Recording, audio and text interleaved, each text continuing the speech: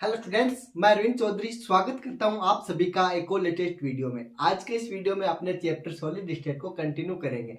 इससे पीछे वाली वीडियो में हमने क्या किया उसका थोड़ा सा मैं रिवीजन करवा देता हूं। देखो, हमने देखा था निबिड़ संकुलन होता है, वो क्या होता है, उसके अंदर जो समन्वय संख्या है वो कितनी होती है। आपके एग्जाम में डायरेक्ट क्वेश्चन पूछता है कि किसमें कितनी CN है। CN का मतलब समन्वय संख्या। तो यहाँ पे हमने देखा था सबसे पहले 1D के अंदर एक विमीय के अंदर समन्वय संख्या। एक विमीय को आप क्या बोल देते हो, रेखीय भी बोल देते हो, क्योंकि उसके अंदर एक जो गोले होते हैं वो लाइन के रूप में रहते हैं, मतलब सीधी रेखा के रूप में रहते हैं। तो एक विमीय के अंदर हमने देखा था बच्चों CN है वो कितनी हो जाती है, 2 हो जाती है, समन्वय संख्या 2 हो जाती है।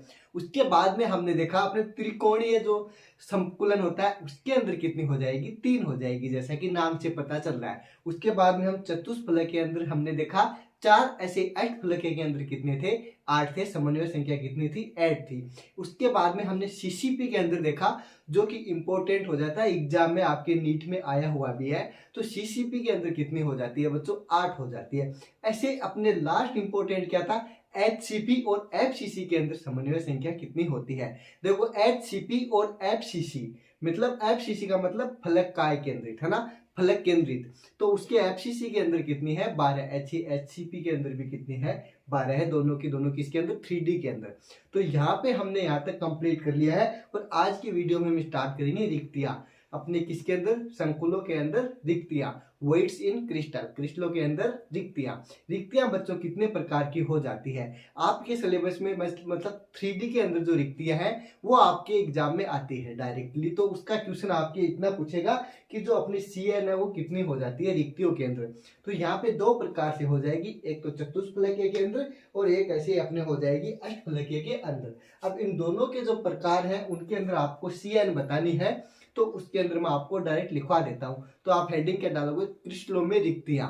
रिक्तियां का दूसरा नाम क्या हो जाता है, छिद्र बोल देते हो, गर्त बोल देते हो। इंग्लिश में क्या बोल दोगे, वॉइड्स इन क्रिस्टल्स। ठीक है, आप हेडिंग डालो क्रिस्टलों में रिक्ति, क्रिस्टलों में रिक्तियां, क्रिस्टलों में रिक्तियां। रिक्तियां को आप क्या बोल दोगे हिंदी के अंदर, इंग्लिश के अंदर वॉइड्स बोल देते हो। तो यहाँ पे क्या हो जाएगा, वॉइड्स इन क्रिस्टल्स। एग्जाम में डायरेक्ट क्वेश्चन पूछता है CN कितनी होती है इसके अंदर, तो क्या बोल दोगे। इसकी डेफिनेशन आपको कोई नहीं पूछता, फिर भी मैं आपको थोड़ा सा बता दूं कि जो निबिड़ संकुलन होता है इसमें गोलों की व्यवस्था है वो इस प्रकार होती है कि उनके मध्य कुछ स्थान रह जाता है, खाली स्थान रह जाता है, जो कि आपको कण जुड़े हुए हैं उनके बीच में स्थान दिखाई देता है, उसी को आप क्या बोल दोगे, रिक्तिका बोल दोगे। दूसरे वर्ड्स में आपने सुना होगा कि सर अंतरकाशीय अवकाश, कणों के मध्य जो स्थान रह जाता है उसको क्या बोल देते हो, अंतरकाशीय अवकाश, उसी की बात चल रही है। तो क्या बोल दोगे, स्थान जो बीच में खाली रहेंगे उनको आप क्या बोल दोगे, रिक्ति बोल दोगे, या फिर इनका दूसरा नाम क्या हो जाएगा, अंतरकाशीय स्थान। क्या बोल दोगे, अंतरकाशीय स्थान, अंतरकाशीय स्थान। ठीक है, ये इसी का नाम हो जाता है। उसके बाद में इसको दूसरा नाम मैंने बताया, जैसे स्थान है, गर्त है, खड्डा हो जाता है, इसी को आप बोल देते हो। ये कोई भी एग्जाम में नहीं पूछता। यहाँ पे आपको पूछता क्या है, हम बात करेंगे यहाँ पे 3D के अंदर, मतलब HCP और अपने CCP है उसमें रिक्तियां पाई जाती है, उसकी बात करेंगे। तो यहाँ पे आप क्या लिखोगे, अगली बात कि HCP या फिर CCP क्या है, HCP या CCP, इनमें कितने प्रकार की रिक्तियां पाई जाती है। इनमें 2 टाइप्स की रिक्तियां हैं वो पाई जाती है, 2 प्रकार की क्या पाई जाती है, रिक्तियां पाई जाती है, 2 टाइप्स की वॉइड्स प्रेजेंट होती है। 2 टाइप कौन कौन से हो जाएंगे, देखो इंपॉर्टेंट, दोनों टाइप मैंने आपको बता दी हैं। एक हो जाता है चतुष्फलकीय रिक्ति, जिसको आप क्या बोल दोगे, टेट्राहेड्रल वॉइड्स। दूसरा हो जाएगा अष्टफलकीय रिक्ति, मतलब ऑक्टाहेड्रल वॉइड्स। तो यहाँ पे दोनों टाइप हैं, आप डायरेक्ट लिख लोगे। इसके अंदर डेफिनेशन आपको कोई नहीं पूछेगा, सिर्फ उसमें CN पूछेगा, समन्वय संख्या, डायग्राम वगैरह कुछ भी नहीं पूछता है, इसलिए मैं आपको डायरेक्ट लिखवा दूंगा, है ना। चतुष्फलकीय रिक्ति, इधर क्या लिख लोगे आप, चतुष्फलकीय रिक्ति, है ना, क्योंकि बात यहाँ पे किसकी चल रही है, अपने रिक्तियों की बात चल रही है। दूसरा क्या हो जाएगा, अष्टफलकीय रिक्ति, अष्टफलकीय अष्टफलकीय को क्या बोल दोगे, ऑक्टाहेड्रल। ऐसे चतुष्फलकीय को क्या बोल दोगे, टेट्राहेड्रल बोल दोगे। क्या बोल दोगे, टेट्राहेड्रल। सारा आप साथ साथ में नोट कर सकते हो। तो यहाँ पे टेट्राहेड्रल क्या हो जाएगी, वॉइड्स हो जाएगी, वॉइड्स इन टेट्राहेड्रल। हाँ, उसके बाद में अष्टफलकीय को मैंने क्या बता दिया, यहाँ पे ऑक्टाहेड्रल, अष्टफलकीय, ऑक्टाहेड्रल, वॉइड्स। यहाँ पे रिक्ति भी आप लिख सकते हो, कोई दिक्कत नहीं है ना, रिक्ति। अब ये मात्रा बड़ी छोटी हो सकती है, इसमें कोई दिक्कत नहीं है। यहां तक आप लोगों के बात समझ में आ गई। अब बात कर लेते हैं इसके अंदर CN कितनी होती है। किसकी बात कर लेते हैं, CN की बात कर लेते हैं। जैसा कि हम देखें चतुष्फलकीय रिक्ति के अंदर, इसके अंदर नाम से पता चल रहा है कि जो रिक्ति है इसके अंदर मतलब 4 गोलों के संपर्क में बनती है। 4 गोलों के संपर्क से क्या किसका निर्माण होता है, रिक्ति का निर्माण होता है। जैसे मैं आपको डायग्राम बना के दिखाता हूं, उसके अकॉर्डिंग आप भी बना सकते हो, लेकिन एग्जाम में आपको डायरेक्ट क्या है, यहाँ पे ऑप्शनल क्वेश्चन आते हैं तो इसका कोई सेंस नहीं निकलता है ना, ऐसे करके और उसके बाद में ऐसे। अब ऐसे 3 गोले तो ऐसे इस प्रकार हो जाएंगे, चौथा बनेगा वो 3D के अंदर बनेगा, मतलब यहाँ पे पॉसिबल नहीं है, मतलब इसके ऊपर बनेगा ऐसे। तो मैं यहाँ पे आपको बनाकर बताऊं तो ऐसे बन जाएगा। आगे बात समझ में, तो यहाँ पे टोटल कितने अवयवी कणों का संपर्क हो जाएगा, या एक गोला कितनों के संपर्क में रहेगा, 4 के संपर्क में रहेगा। तो ये रिक्ति कितने गोलों के संपर्क से बनती है, 4 गोलों के संपर्क से बनती है। तो आप यहाँ पे इंपोर्टेंट लाइन लिख दोगे इसी के बारे में कि 4 गोलों के संपर्क से बनती है। किसके संपर्क से, 4 गोलों के संपर्क से किसका निर्माण हो जाता है, चतुष्फलकीय रिक्ति का निर्माण हो जाता है। अगर यहाँ पे 4 गोलों के संपर्क से इसका निर्माण हो रहा है, इसका मतलब CN भी कितनी हो जाएगी बच्चों, यहाँ पे इसकी 4 ही हो जाएगी। समन्वय संख्या भी क्या हो जाएगी, इसकी 4 हो जाएगी। CN कितनी हो जाएगी, 4 हो जाएगी। देखो यहाँ पे बात चल रही है रिक्ति की, रिक्ति के अंदर कितनी हो गई, CN 4। इससे पहले हमने निबिड़ संकुलन की बात की थी, वो अलग चीज है, ठीक है। यहाँ पे एक इंपॉर्टेंट बात हो जाएगी इसके अंदर, क्या, यदि CCP जालक है उसके अंदर गोलों की संख्या N है, किसके अंदर, चतुष्फलकीय के अंदर, तो उसकी रिक्ति है वो कितनी हो जाएगी, 2N हो जाएगी, अर्थात डबल हो जाएगी। ये क्वेश्चन एग्जाम में आपको पूछ सकता है डायरेक्ट। तो यहाँ पे मैं लिख देता हूँ स्टार लाइन लगा के, क्या, यदि CCP जालक में, इसमें यदि CCP जालक में, यहाँ पे नीचे लिख देते हैं ना, क्या बात है कि यदि CCP जालक में किसकी गोलों की संख्या N है, CCP जालक में गोलों की संख्या N है, किसकी, गोलों की संख्या अगर N है तो क्या बोल दोगे, इसके अंदर चतुष्फलकीय रिक्तियां कितनी हो जाएगी, 2N हो जाएगी, है तो चतुष्फलकीय रिक्ति।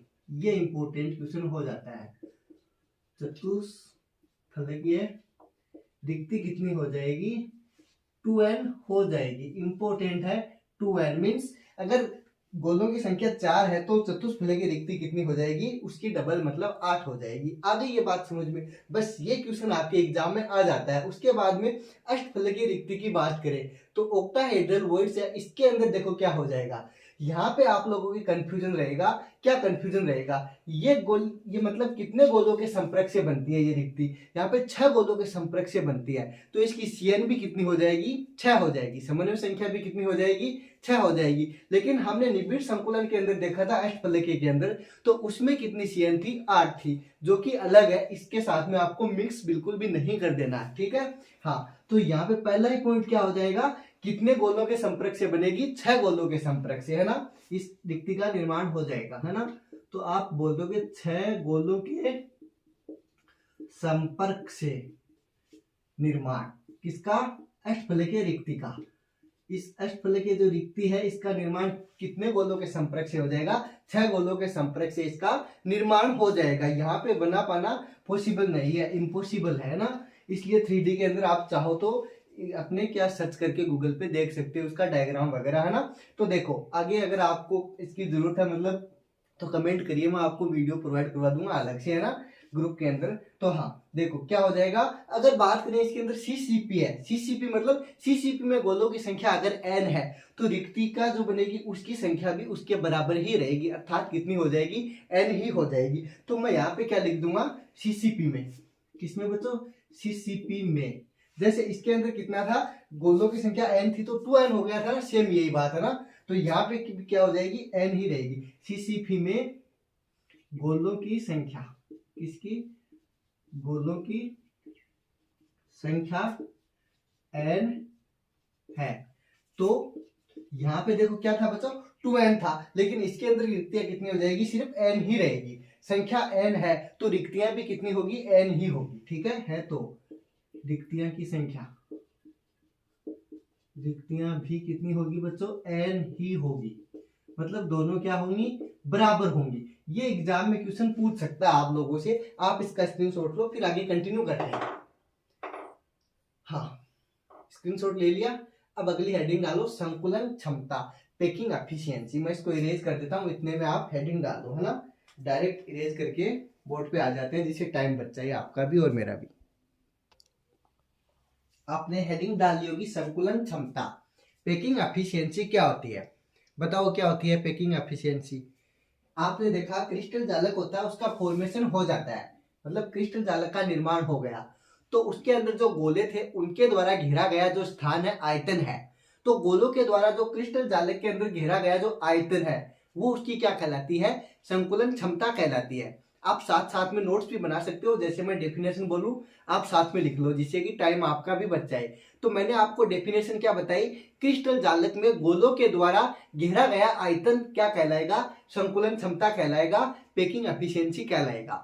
अब बात करेंगे यहाँ पे संकुलन क्षमता परसेंटेज की, किसकी, परसेंटेज की। तो यहाँ पे क्या लग जाएगा बच्चों, प्रतिशत लग जाएगा सिर्फ।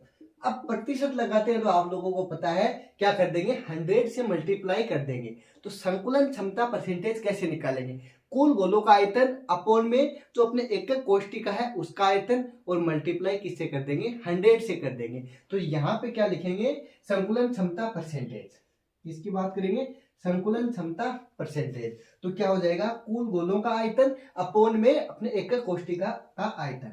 ठीक है, तो यहाँ पे लिखोगे कुल गोलों का आयतन कितना है, कुल गोलों का आयतन अपोन में एक एक कोष्ठिका का आयतन, एक एक कोष्ठिका का आयतन। अब बात कर रहे हैं किसकी, परसेंटेज की, तो मल्टीप्लाई बाई 100। तो यहाँ पे क्या है, संकुलन क्षमता परसेंटेज। ठीक है, चलो पूरा लिख देते हैं ना, संकुलन क्षमता, ये क्या होगी, परसेंटेज की बात होगी। अब देखो बात करेंगे, जैसे कि हम गोले की त्रिज्या है r और एक कोष्ठिका है, उसका कोना है या किनार है, उसके मध्य संबंध की पहले, उसके बाद में क्या निकालेंगे कि इसके अंदर कितने परसेंटेज क्या है, संकुलन क्षमता है, वो सारा निकालेंगे। तो इससे पहले आपको क्या पता होना चाहिए, संबंध क्या है इसके बीच में, इस चीज का आपको पता होना चाहिए। तो गोले की त्रिज्या r मीन्स रेडियस, और अपने जो एक कोष्ठिका है उसका कोर है, किनारा है, जिसको हम क्या लिख देंगे, जो घन का एक किनारा है उसकी साइड, मतलब ये हो गया, उसको हम a से लिख देंगे। तो इनके बीच में रिलेशन क्या है, ये इंपॉर्टेंट हो जाता है, एग्जाम में डायरेक्ट क्वेश्चन आ जाता है, इसलिए आपको आना चाहिए। तो आप हेडिंग क्या डालो, गोले की त्रिज्या, अगली बात संबंध निकालो और उसके बाद में एफिशिएंसी निकालो। तो गोले की त्रिज्या कितनी होती है, हमने सपोज r लेट कर लिया है, r गोले की त्रिज्या मीन्स रेडियस क्या है बच्चों, स्मॉल r से डिनोट कर दिया है, और एक कोष्ठिका का सिरा, एक कोष्ठिका यूनिट सेल, एक कोष्ठिका का सिरा, सिरा का दूसरा नाम आप क्या बोल दोगे, कोर बोल दोगे, किनारा बोल दोगे। ठीक है, कोर मीन्स एज, किसकी बात कर रहे हैं हम, एज की, कोर किनारा, या फिर इसी को आप क्या बोल दोगे, एज बोल दोगे। इसको हमने क्या लेट कर लिया है बच्चों, ए लेट कर लिया है, क्या, स्मॉल ए। जैसे रेडियस को हमने r लेट किया है, वैसे इसको क्या कर लिया हमने, a लेट कर लिया। इसके बीच में क्या निकालेंगे, संबंध निकालेंगे, रिलेशन निकालेंगे, के मध्य संबंध, रिलेशन, है ना। अब देखो क्या संबंध है इसके बीच में, हम क्या करेंगे, एक घन बनाएंगे, क्या बच्चों, घन बना लेंगे। आपको घन बनाना आता है, क्यूब, है ना। क्यूब में क्या होता है, सारी की सारी साइड्स क्या हो जाती हैं, equal, all sides are equal. अब देखो ये क्या है, घन, घन, घन के अंदर मैंने बताया कितने किनारे हो जाते हैं, 8। ठीक है, हर एक पे कितना कण होता है, एक कण होता है, और वो कितने पार्ट में डिवाइड होता है, 1/8 में डिवाइड होता है। ऐसे ही हर जगह पे यहाँ पे भी एक कण है, यहाँ पे एक, यहाँ पे मतलब हर कोने पे एक एक कण है। तो मैंने सॉरी एक साइड को मैंने क्या लेट कर लिया, ए। ऐसे ही सारी साइड्स क्या है, ए हो जाएंगी, क्योंकि घन की सारी साइड्स क्या होती हैं बच्चों, इक्वल होते हैं। तो ये चीज आपके समझ में आ गई। अब मैं सपोज कि दो कण लेता हूँ, आपने देखा कि यहाँ पे एक कण है, ये वाला लेंगे एक कण, ठीक है, ऐसे एकदम राउंड में लेना है। सेम ऐसे इधर भी क्या है, एक कण है, दोनों क्या होंगे, एक दूसरे से मतलब टच हो जाएंगे, इस तरह से बनाएंगे रेडियस है ना इनकी, एकदम राउंड में, क्योंकि यहाँ पे हाथ से तो राउंड बनने से रहा, लेकिन आप कोशिश करना कि सर एकदम अच्छे से बन जाए। ऐसे इधर भी एक कण बन जाएगा। ये चीज आप लोगों की समझ में आ गई। अब मैं समझाना क्या चाह रहा हूँ यहाँ पे, ये पूरी साइड तो यहाँ से लेके यहाँ तक क्या है बच्चों, ए है, लेकिन इसके अंदर हमने रेडियस क्या लेट की है, आर लेट की है। तो यहाँ से लेके यहाँ भी आर है, यहाँ से लेके सपोज यहाँ पे सेंटर पॉइंट है, तो इधर भी क्या हो गई, आर हो गई, और यहाँ से लेके यहाँ भी क्या हो गई, आर हो गई। तो यहाँ पर आप लोगों को एक चीज समझ में आई, यहाँ से लेकर यहाँ तक क्या हो गए, आर प्लस आर मीन्स ए के इक्वल क्या हो गया, यहाँ पे 2r हो गया। तो एक कोष्टिका में किनारों की जो लंबाई है वो a है, और अपने प्रत्येक गोले की त्रिज्या मीन्स रेडियस क्या है, r है। तो यहाँ पे एक गोला ये, एक गोला ये, दोनों की रेडियस कितनी हो गई, r प्लस r, 2r हो जाएगी। तो यहाँ पे मैंने आप लोगों को क्या समझाया इसके अंदर कि एक कोष्टिका में किनारों की लंबाई तो a लेट कर ली हमने, और रेडियस क्या कर ली, r कर ली। तो इसके इक्वल में क्या आ गया, ये इंपॉर्टेंट है। तो देखो रिलेशन क्या बन जाएगा, a के इक्वल क्या हो जाएगा, r प्लस r, क्या हो गया, r प्लस r। दूसरे वर्ड्स में मैं ऐसे बोल सकता हूँ ना, एक r और एक r कितने हो गए, 2r। तो a के इक्वल कितना हो गया, यहाँ पे 2r हो गया। अगर मैं r की वैल्यू निकालना चाहूँ तो ये अपॉन में आ जाएगा, a की ओर क्या हो जाएगा, r इक्वल टू a/2, ठीक है। या फिर ऐसे लिख सकते हो डायरेक्ट, दूसरे वर्ड्स में ऐसे लिख सकते हो आप सिंपल से, r इक्वल टू क्या हो जाएगा, a/2। जैसे भी हमें काम में लेना होगा उसके अकॉर्डिंग फॉर्मूले में हम डायरेक्ट काम में ले लेंगे, ठीक है। यहाँ तक आप लोगों की चीज समझ में आ गई। अब देखो ये तो हो गया संबंध। अब बात करेंगे पैकिंग एफिशिएंसी की, किसके अंदर, packing efficiency of SCC. SCC मतलब सिंपल के अंदर, सिंपल क्यूबॉइड के अंदर किसकी बात करेंगे, संकुलन क्षमता की। तो पहले हेडिंग डालो एससीसी, क्या हेडिंग डालोगे, एससीसी के अंदर संकुलन क्षमता। कैसे क्या निकालनी है वो आगे निकालते हैं, इसको इरेज कर देते हैं, है ना। हाँ देखो ये चीज आपकी समझ में आ गई, मैं इसको इरेज कर दूं, ठीक है। हाँ आप हेडिंग डालो एससीसी के अंदर, किसके अंदर, एससीसी के अंदर संकुलन क्षमता। सबसे पहले बात करेंगे सिंपल, हाँ किसकी बात करेंगे, एससीसी की संकुलन क्षमता। हेडिंग डालो एससीसी की संकुलन क्षमता, या एससीसी में संकुलन क्षमता, संकुलन क्षमता। बात करेंगे यहाँ पे परसेंटेज की भी, किसकी भी बात करेंगे आगे, परसेंटेज की भी करेंगे कि कितना क्या परसेंटेज है। तो एससीसी में मैंने आप लोगों को बताया था कितने अवयवी कण थे, गोलों की संख्या कितनी थी, एक थी, क्योंकि हर एक कोने पे एक एक कण था, और वो 1/8 में क्या था, डिवाइड था। तो 1/8 इंटू 8 से मल्टीप्लाई किया था, तो हमारे पास में क्या आ गया था, 1 आ गया था। तो एससीसी में गोलों की संख्या आपको पता है कितनी है बच्चों, 1 है। तो यहाँ पे मैं लिख देता हूँ, आपको मैंने सारों की टेबल बनवा के लिखाया था कि एससीसी में कितनी है, एफसीसी में कितनी है। तो यहाँ पे एससीसी में गोलों की संख्या, किसमें, एससीसी में गोलों की संख्या मतलब अवयवी कणों की संख्या कितनी बताई, 1 है। कितनी है, 1 है।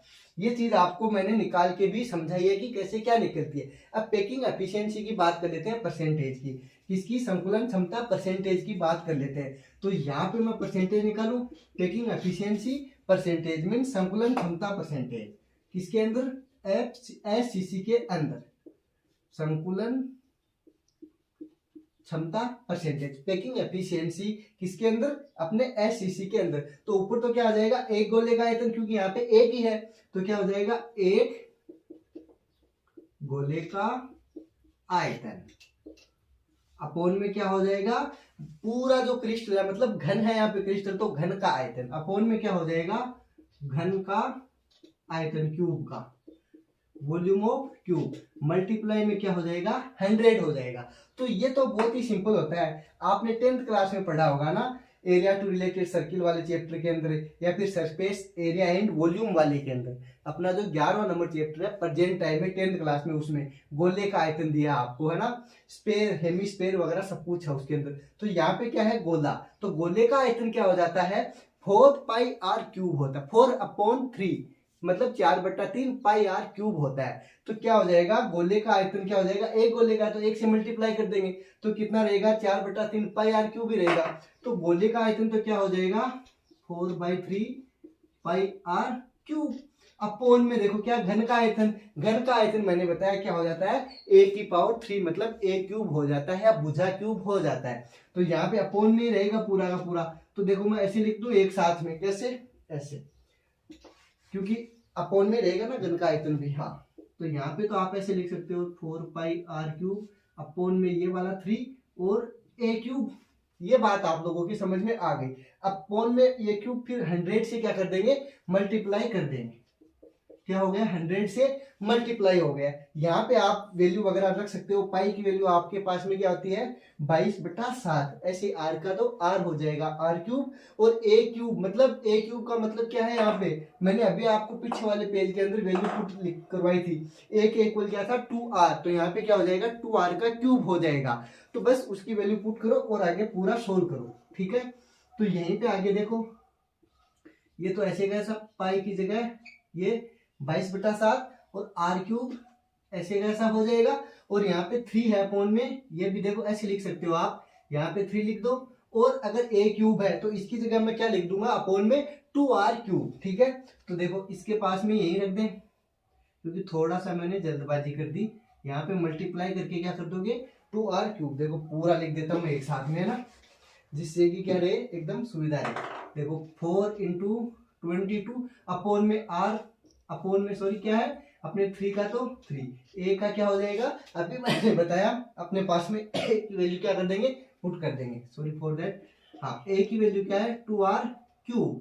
ये क्या है, 2r³। जब आप इसको सोल्व करोगे तो हमारे पास में क्या आ जाएगी, वैल्यू आ जाएगी निकल के। और कितनी आ जाएगी, देखो मल्टीप्लाई 100 भी है ना, हाँ ये रहा। अब करेंगे इसका सॉल्यूशन निकालेंगे तो कितना आ जाएगा। देखो यहाँ पे भी r³ है, इसको सोल्व करेंगे तो r³ से क्यूब क्या हो जाएगा, कैंसिल आउट हो जाएगा। तो मैं यहाँ ऊपर लिख दूं, यहाँ पे आपको भी दिख जाए, है ना, बाकी सारा सेम रहने वाला है। तो ये 4 × 22 भी ऐसा कैसा और r³, ये कहानी आपकी समझ में आ गई होगी यहाँ पे। उसके बाद में 3 × 7। अब देखो 2 का तो क्यूब कितना हो जाएगा, 8 हो जाएगा। और इसका अपने r का क्या हो जाएगा, क्यूब का क्यूब ही रहेगा। तो ये r³ से r³ क्या हो जाएगा, कैंसिल आउट हो जाएगा। अब यहाँ पर हम क्या करेंगे, इसको काट पीट करके सारा का सारा आंसर निकाल लेंगे। जैसे ये 4 है, इससे ये 8 कितनी टाइम, 2 टाइम कैंसिल, इस 2 से ये 22 11 टाइम कैंसिल। ऐसे सारा काट पीट करेंगे तो लास्ट में हमारे पास में कितनी एफिशिएंसी आ जाएगी, 52.7%। सॉरी 4 है ना, 52.4%। ये अपने पास में क्या आ जाएगी, सिर्फ से मतलब संकुलन क्षमता किसकी, एससीसी के अंदर संकुलन क्षमता आ जाएगी। ऐसे ही आपको क्या करना है, सबकी संकुलन क्षमता निकालनी है। अगली किसकी निकालेंगे, अपने फलक केंद्रित एकक कोष्ठिका फेस सेंटर्ड यूनिट सेल की निकालेंगे, एफसीसी की। तो एफसीसी के अंदर क्या हो जाएगा, जैसे इसके अंदर 2 गोले थे, उसके अंदर कितने हो जाएंगे, 3 गोले हो जाएंगे। कितने हो जाएंगे, 3। और अपने संबंध है वो क्या हो जाएगा बच्चों, सारा का सारा हम निकालने वाले हैं, है ना। तो आपने इसका स्क्रीनशॉट ले लिया होगा। अगली किसकी निकालेंगे हम, एफसीसी की, फलक केंद्रित एकक कोष्ठिका की। हाँ, तो अगर यहाँ तक आपको कोई डाउट है तो वीडियो के नीचे आप कमेंट करके पूछ सकते हो। सो कल अगले वीडियो में क्या निकालेंगे हम, एफसीसी फलक केंद्रित एकक कोष्ठिका फेस सेंटर्ड यूनिट सेल की हम क्या निकालेंगे, एफिशिएंसी निकालेंगे। सो मिलते हैं कल जल्दी एक और लेटेस्ट वीडियो में, तब तक बढ़ते रहो, मस्त रहो। Thank you for watching.